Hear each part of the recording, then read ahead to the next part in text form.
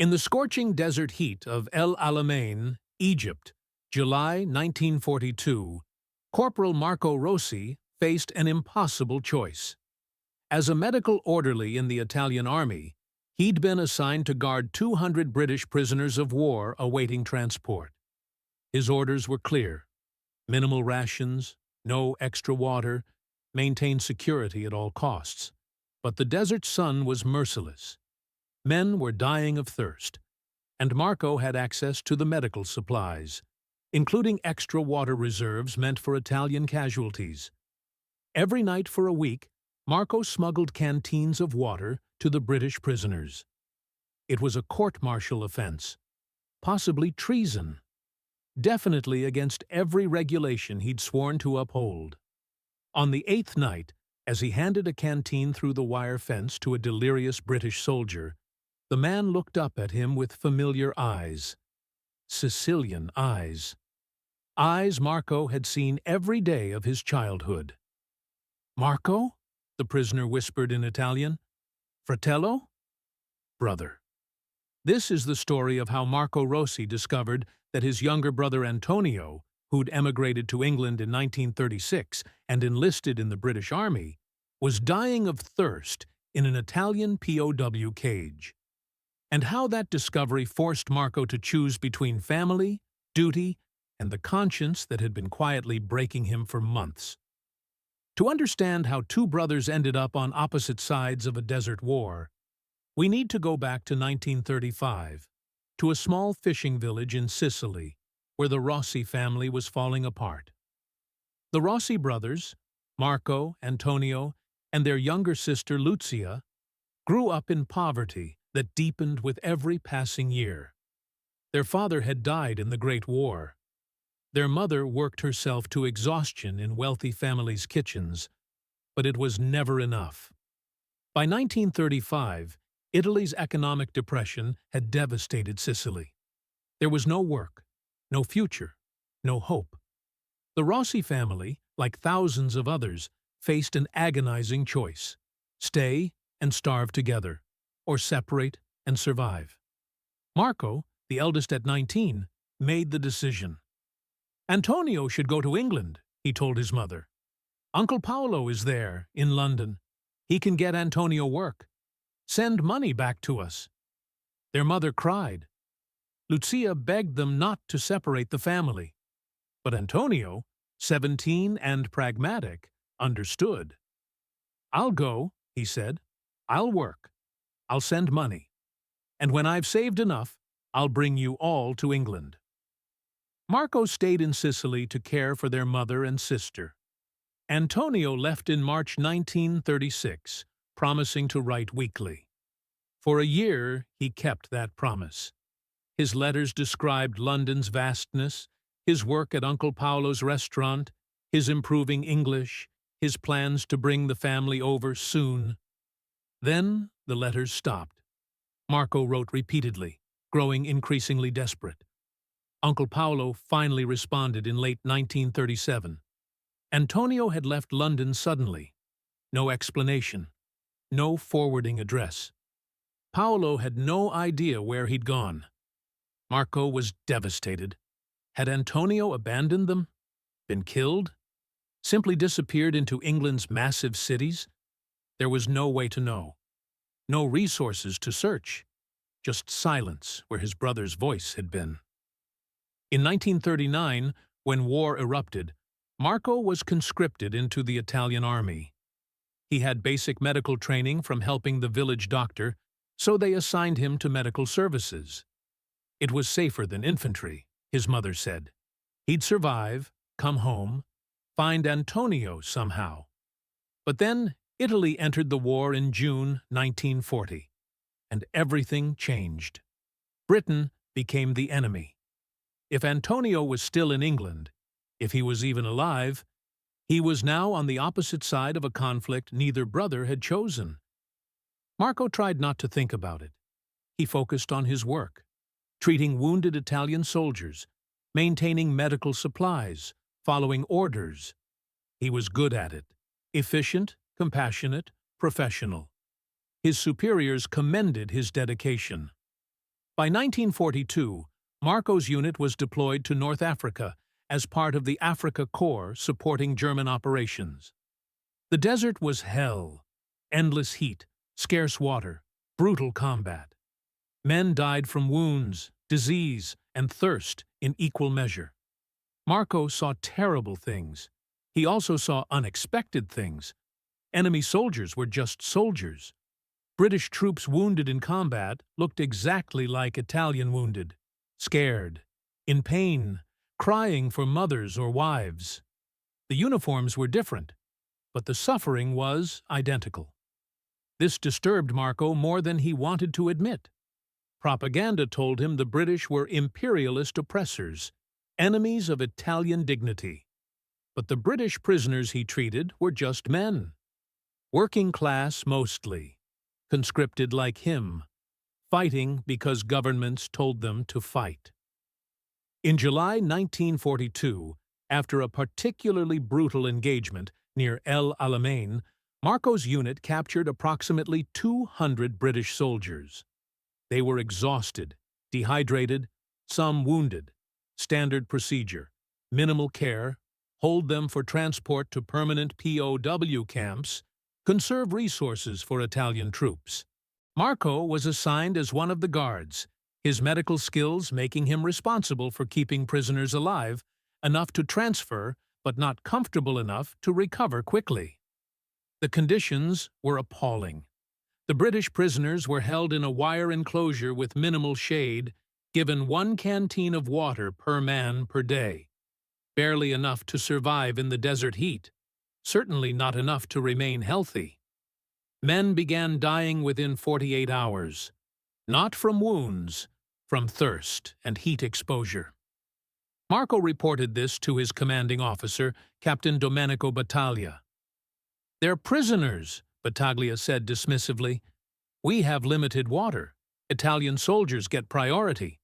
The British will survive until transport arrives." "Sir, they won't survive," Marco insisted. "Men are dying. We have medical water reserves." "Which are for Italian casualties," Battaglia cut him off. "Your orders are clear, Corporal. Maintain the prisoners until transport. Nothing more." That night, Marco couldn't sleep. He kept thinking about the British prisoners dying of thirst, while he sat 50 meters away with access to water reserves. It was militarily justified. Conserve resources for your own troops. But it felt wrong on some fundamental level he couldn't articulate. He thought about Antonio. If his brother was alive, if he was in the British Army, if he'd been captured by German or Italian forces, would Marco want enemy medics to let Antonio die of thirst because regulations said so? The answer was obvious. Of course not. He'd want enemy medics to show basic humanity, to provide water even if it violated orders, to see Antonio as a person rather than just a prisoner. But these British soldiers weren't Antonio. They were strangers, enemies, not his responsibility beyond minimum requirements, except they were dying, and he had water. And he couldn't stop thinking about what he'd want someone to do for his brother. On the third night, Marco made a decision that could get him executed. He took 4 canteens from medical reserves, filled them with water, and waited until the guards changed shifts. During the 10-minute gap, he approached the wire fence. "Water," he whispered in broken English. "No talk. Drink quick." The British prisoners nearest the fence stared at him in disbelief. Then one crawled forward and grabbed the canteen. He drank desperately, then passed it to others. Within minutes, all 4 canteens were empty. Marco returned to his post before anyone noticed. His hands shook. He'd just committed a serious offense. If caught, court-martial was certain. Execution was possible. But he felt something unexpected. Relief. Not pride or satisfaction. Just relief that men who'd been dying of thirst had water, even briefly. He did it again the next night. And the night after that. Always during shift changes, always quietly, always terrified of discovery. The British prisoners began to expect him. They waited near the fence. Some tried to thank him. He waved them silent. This wasn't mercy or compassion. It was just the minimum required to stay human. Letting men die of thirst when you had water felt like crossing a line he couldn't uncross. On the 8th night, Marco approached the fence with his usual canteens. The prisoners had organized themselves. The sickest ones came forward first, rationing the water Marco provided. One soldier crawled to the fence, too weak to stand. Marco handed him a canteen. The man drank, coughed, drank again. Then he looked up, and even in the darkness, Marco saw his face clearly. Sicilian features. Same nose as their father. Same eyes as their mother. Antonio's face, aged 6 years, weathered by sun and war, but unmistakably his brother. "Marco," Antonio whispered in Italian. "Is that you?" Marco's world tilted. Impossible. How could Antonio be here? How could his brother be British? How could this random prisoner among 200 be the sibling he'd lost 6 years ago? "Antonio?" Marco's voice cracked.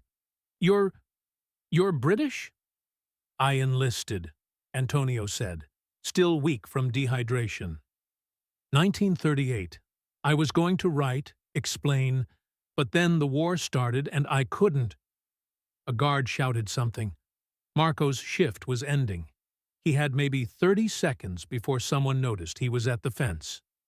"Stay alive," Marco hissed. "I'll find you tomorrow. Stay alive." He disappeared into the darkness before Antonio could respond. Marco spent that night in shock. Antonio was alive. Antonio was British. Antonio was dying in an Italian POW cage while Marco stood guard.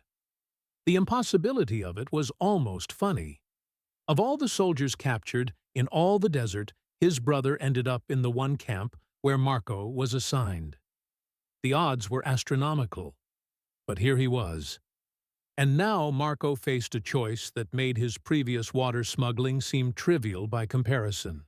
He could do nothing. Follow orders. Let Antonio be transported with other prisoners. Hope the permanent camps treated British POWs humanely. It was the safe option. The legal option. The option that wouldn't get him killed. Or he could try to help Antonio specifically. Give him extra rations, extra water, maybe falsify medical records to get him better treatment, or earlier repatriation.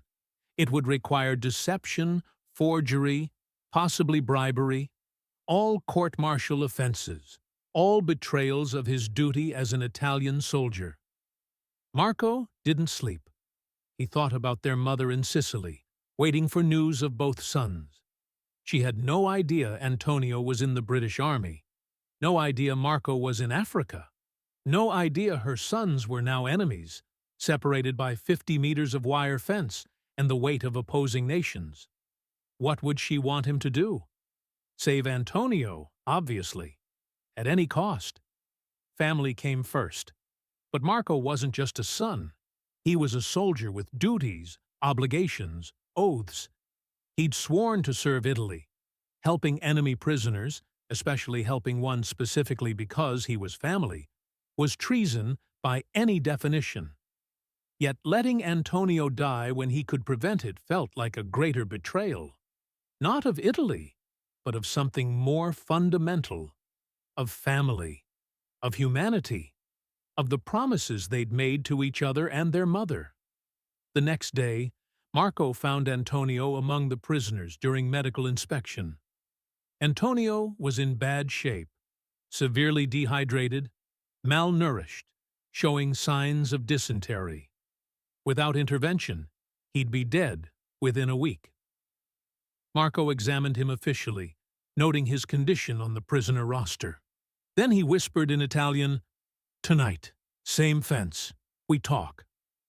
That night, Marco brought extra rations, medicines, and as much water as he could carry.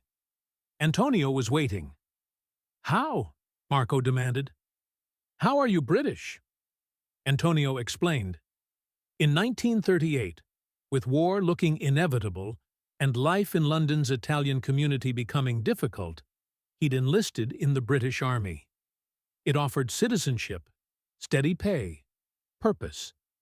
He'd meant to write and explain, but then Italy entered the war and correspondence became impossible. "I didn't know we'd be enemies," Antonio said. "I thought maybe Italy would stay neutral, or the war would end quickly.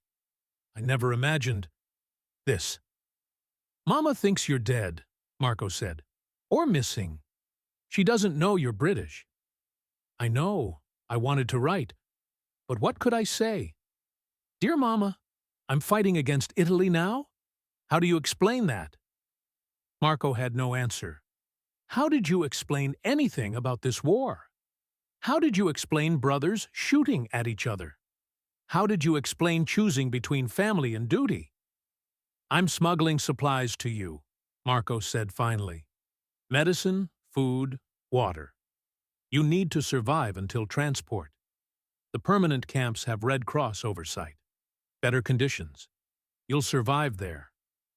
"You'll be shot if they catch you," Antonio said. "Probably." "Then don't. I'm not worth it." Marco laughed bitterly.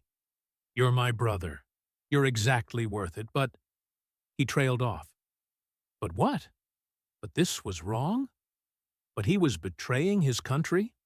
But helping enemy prisoners could get Italian soldiers killed if resources ran short? "But it's not just you," Antonio finished quietly. "The other prisoners. You've been helping them too." "Yes." "Why?" Marco thought about that. Why had he started smuggling water before he knew Antonio was among the prisoners? "Because they were dying," he said simply. "Because I had water, and they didn't. Because letting them die felt wrong." "Even though we're enemies?" "Are we?" Marco asked. "I never hated the British. I never wanted war with England. We're enemies because governments decided we should be. That's not the same as choosing to be enemies." Antonio was quiet for a moment. Then, "The other prisoners. They know you're helping. They're grateful." "I don't need gratitude." "I know.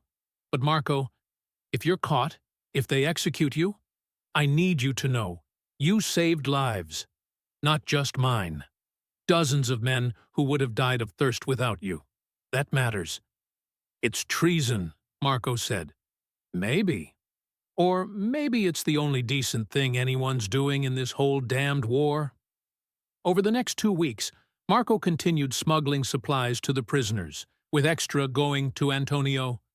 He forged medical records showing Antonio as less sick than he actually was. Sick prisoners got minimal care, but healthy prisoners were just transported faster. Marco wanted Antonio moved to a permanent camp as quickly as possible, away from this desert hell. It worked. In early August, transport trucks arrived to move prisoners to a larger POW facility near Benghazi. Antonio was among those selected, his forged health records indicating he was strong enough for transfer. The night before transport, Marco met Antonio at the fence one last time. "You'll survive," Marco said. It wasn't a question. He'd done everything possible to ensure it. The response came in March 1946. Antonio had survived. He'd been held in POW camps until 1943, then repatriated to England after Italy's surrender. He'd continued serving in the British Army through the war's end. He was alive in London, working at Uncle Paolo's restaurant again. Marco's mother wept with joy. Lucia screamed with happiness. Marco just sat quietly, overwhelmed by the impossibility of it all. Antonio had survived. Against all odds, in the middle of history's worst war, with brothers fighting on opposite sides, Antonio had survived. They corresponded by letter for months before finally reuniting in 1947. Antonio traveled to Sicily, and the Rossi family was together for the first time in 11 years. The reunion was emotional, but also awkward. How do you bridge years of separation and war? How do you reconcile fighting on different sides? How do you explain to your family that you'd aimed rifles in the general direction of your brother's army? They talked for days. Antonio explained his choices. Enlisting in the British Army had seemed like survival, like building a future. He hadn't anticipated Italy entering the war, hadn't imagined they'd become enemies. Marco explained his, staying in Sicily to care for their mother and sister, being conscripted, serving as a medic because it felt less morally compromised than infantry combat. And they talked about that night in the desert. The impossibility of finding each other. The choice Marco made to help prisoners before he knew Antonio was among them. "You were smuggling water to all of us," Antonio said. "Not just me. Before you knew I was there." "Yes." "Why?" Marco had thought about this question for 5 years. "Because I couldn't not do it," he finally said. "Because they were dying and I had water. Because even though they were enemies, they were people. And I couldn't watch people die of thirst without trying to help."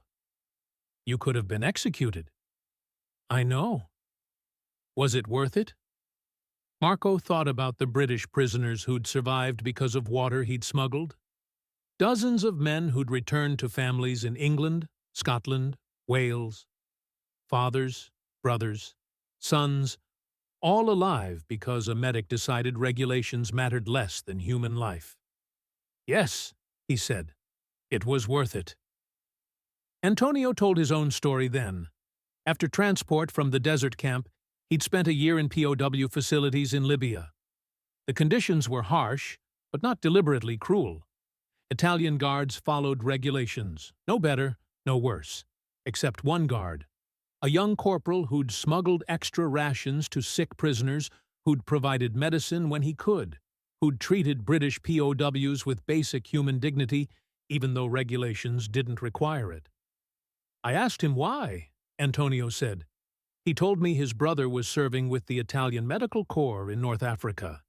He said he hoped that if his brother ever captured British prisoners, he'd treat them decently. So he was doing for us what he hoped someone was doing for his brother." The parallel was stunning. Two brothers, separated by war, both making the same choice, to see enemies as people, to provide mercy when regulations said it wasn't required, to hope someone on the other side was showing similar mercy to their own family. "We were both doing it," Marco said quietly, "both choosing humanity over duty, both hoping the other was safe." "And we both survived," Antonio added, "against impossible odds." They sat in silence for a moment, two brothers who'd been enemies, thinking about all the ways their story could have ended differently. If Marco had followed orders, if Antonio had died of thirst before transport, if either of them had been killed in combat, if Battaglia hadn't shown mercy, if the British Guards hadn't shown mercy to Antonio. So many points where the story could have ended in tragedy. Instead, it ended here. Two brothers, alive, reunited, trying to make sense of a war that had turned them into enemies, but hadn't destroyed their humanity. In 1948, Marco and Antonio collaborated on a letter to Captain Battaglia, thanking him for his mercy. They never received a response. Battaglia had died in 1944, killed in fighting after the Italian surrender. But his son, the one in the British POW camp, had survived and returned home. Marco and Antonio hoped that brought Battaglia some peace before he died. Marco never returned to medical work. The war had shown him too much suffering, too many moral compromises. He became a teacher instead, working in the same village school he'd attended as a child. He taught history, trying to help young Sicilians understand how good people could find themselves on opposite sides of terrible conflicts. Antonio remained in London, raising a family, running Uncle Paolo's restaurant. He visited Sicily regularly, and the Rossi family, broken by poverty and war, slowly rebuilt itself across borders.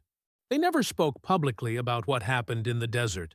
It seemed too private, too specific, too impossible for anyone else to understand. Two brothers who'd been enemies, separated by wire fencing and the weight of nations, making choices that could have killed them both.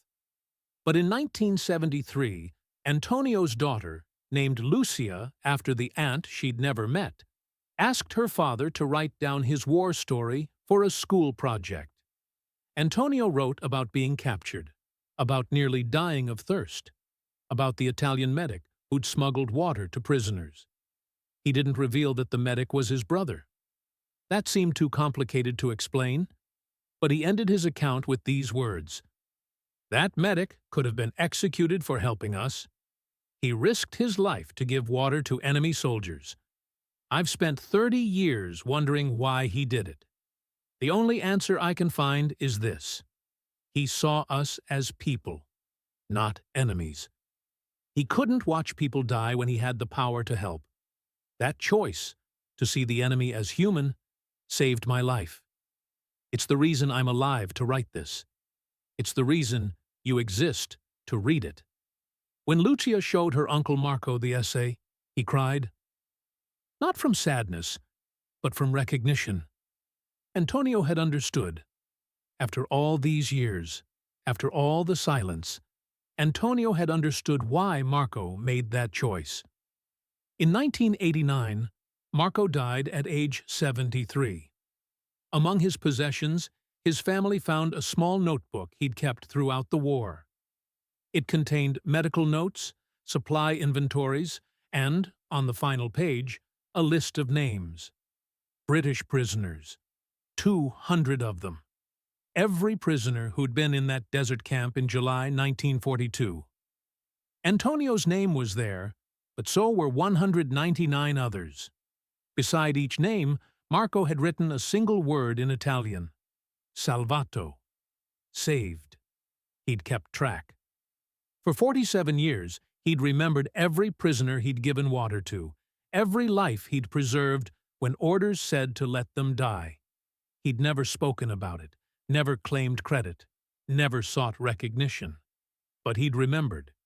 He'd counted. He'd carried those 200 names for the rest of his life. Proof that in a war designed to dehumanize, he'd chosen to see enemies as people worth saving. Antonio spoke at his brother's funeral. He told the full story then: the desert camp, the wire fence, the impossibility of finding each other, the choice Marco made to help prisoners before he knew Antonio was among them. "My brother saved 200 British lives," Antonio said. "He risked execution to smuggle water to enemy soldiers. He did it because he couldn't bear to watch people die when he had the power to prevent it. That's not heroism. It's not even particularly noble.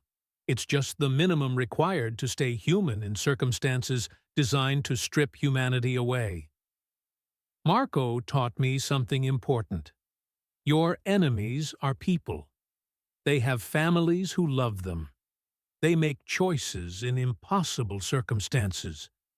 They're trying to survive, just like you.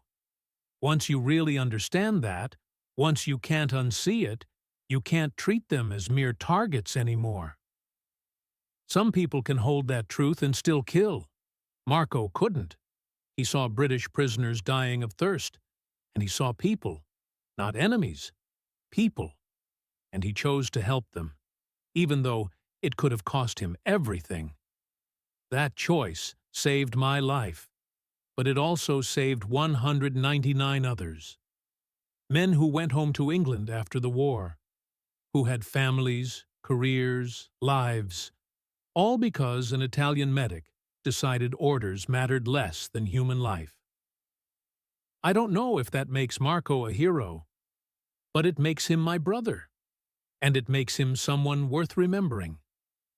The story of Marco and Antonio Rossi is documented in family archives, British POW records, and Italian military documents from the North African campaign. It's not widely known. It's too specific, too small in the scale of World War II's massive narrative. But it represents something important. The moment when seeing enemies as people becomes unbearable. When following orders conflicts with basic humanity. When family and duty collide in impossible ways. Marco saved 200 lives by violating orders. One of those lives happened to be his brother's, though he'd been saving prisoners before he knew that. The choice wasn't about Antonio specifically. It was about seeing all of them, every British prisoner, as people who deserved water, even though they were enemies. That's the part worth remembering. Not the dramatic revelation of brothers meeting through a fence, though that's compelling. The important part is what came before. Marco choosing to help strangers because letting them die felt wrong, even when regulations said it was acceptable, even when helping them could get him killed. Antonio was right. It wasn't heroism. It was just the minimum required to stay human. But in a war that killed 60 million people, minimum humanity is rare enough to be remarkable. Two brothers, separated by poverty, reunited by impossible coincidence, divided by war, connected by mercy. Both choosing to see enemies as people. Both surviving against unlikely odds. Both spending decades trying to make sense of what happened in the desert that summer. The only sense they ever made was simple. Enemies are people. Once you see that, really see it, you can't unsee it. And once you can't unsee it, you have to choose. Follow orders that dehumanize or risk everything to preserve humanity. Marco chose humanity. It cost him nothing. Battaglia showed mercy. Antonio survived. The war ended with both brothers alive. But it could have cost everything. And he made that choice anyway. That's the story. Not the dramatic coincidence of brothers meeting, but the quiet choice to smuggle water to enemy prisoners, knowing it was treason, doing it anyway because the alternative felt worse. 200 names in a notebook. 47 years of remembering. One brother's funeral where the other finally told the full story. And the lesson, staying human in war, requires constant choice. Marco made that choice every night for 2 weeks, carrying water to the fence, risking execution, seeing enemies as people who deserved to live. Some of those people were his brother. Most weren't. He helped them all anyway. That's the story worth telling.